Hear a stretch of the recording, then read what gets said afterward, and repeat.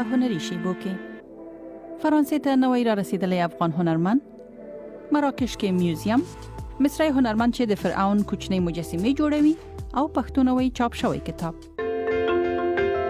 یو افغان هنرمند چې رسامۍ د سولې او زغم پیغامونه درلودل وایي خپه دی چې طالبانو افغانستان کې واک ته د رسیدو وروسته د ټولې رسامۍ له منځه وړي او نور څه پرې پنځولي. د فرشاد یو له ډېرو نامتو رسامیو د طالبانو یو انځور و چې د ټوپک پر ځای پنسلونه لاس کې ورکړي وو.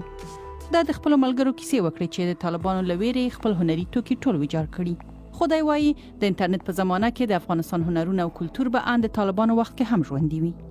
د دوی انځورونه د فساد، نشئی توکو او نورو ناوړو چلندونو پر وړاندې او د بشر او ښځو حقونو په ملاتړ وو. مراکش کې د سید محمد بن عبدالله موزیم کې د لرغون پیژندنې برخه په لومړي ځل د 1981 کال اکتوبر میاشتې په شلمه د السوایره ښار موزیک فستیوال په ترڅ کې پرانیستل شوی و. د دې موزیم مهم اړخ دا دی چې د السوایره ښار بډایه کلتور او سیمه د یو شمېر لرغونو توکو په مرسته نړیوالو او مینوال ته وړاندې کوي. د موزیم ودانۍ په 19مه پیړۍ کې جوړه شوې و او د سوداګرو کورونه ته ورته و چې د قصبه ولایت سره تړاو لري.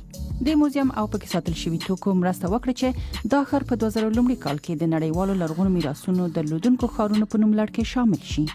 په موزیم کې پخواني تور سپین انځورونه دي چې د سیمې پخوانی حالت ښیي.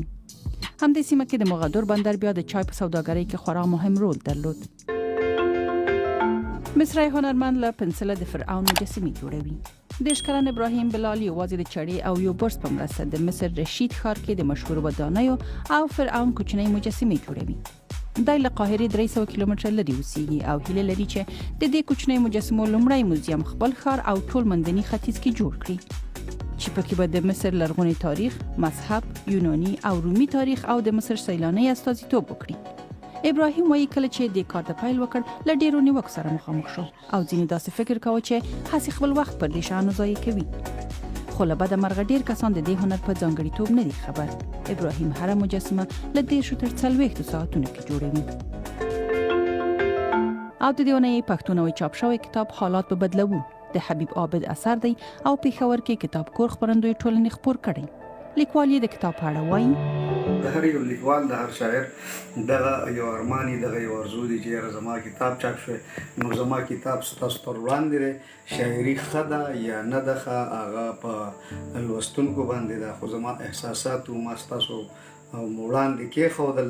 خدای دې کې ستاسو خوښ شي او الله تعالی دې همدغه شانتې د پښتو مینان ژوندي ساتي چې د شاعرانو سره د لیکوالانو سره خپل مرستې هم کوي او هغوی ته لار سموي. ستاسو ډېره زیاته مننه.